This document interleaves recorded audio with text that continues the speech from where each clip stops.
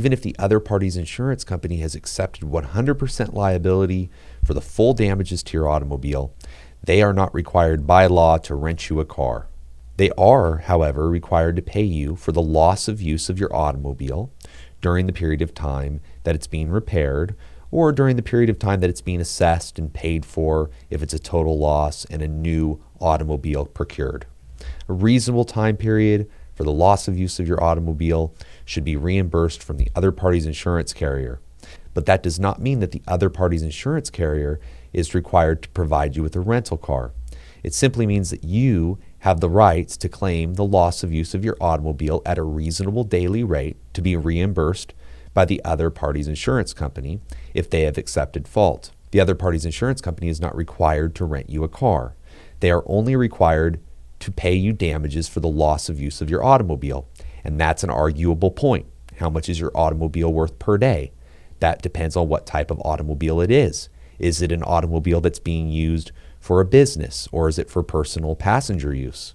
These are questions that you need to have answered, and that's why you need to contact a personal injury lawyer with experience dealing with automobile collisions. Many of my clients are surprised to learn that the other party's insurance company is not required to rent them an automobile while their automobile is being repaired or replaced. Because some insurance companies engage in renting cars on claims that they've accepted liability for in order to keep the costs of loss of use damages down. So the other party's insurance company is renting you a car in a bulk setting with Enterprise or Hertz. They're getting a better rate than you would get if you went in and rented the car and then turned around and turned that receipt into the insurance company for payment. So the more sophisticated and better insurance companies have it down where they're getting rental cars for claims that they know they're going to have to pay for sure. And that keeps the cost overall down for the insurance company and ultimately keeps premiums down for the policyholders. And it's a good strategy.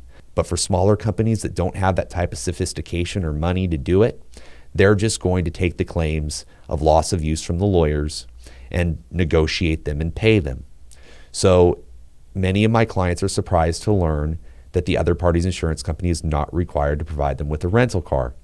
The other party's insurance company is only required to reimburse you for the damages that you sustained caused by their insured, and that's an arguable amount. So if you've been injured in an automobile collision and you also have issues with the repair or replacement of your car and a rental car, you should contact a lawyer with knowledge of personal injury law as it pertains to automobile collisions. And that's what I do here at Napolin Accident Injury Lawyer in Ontario, California.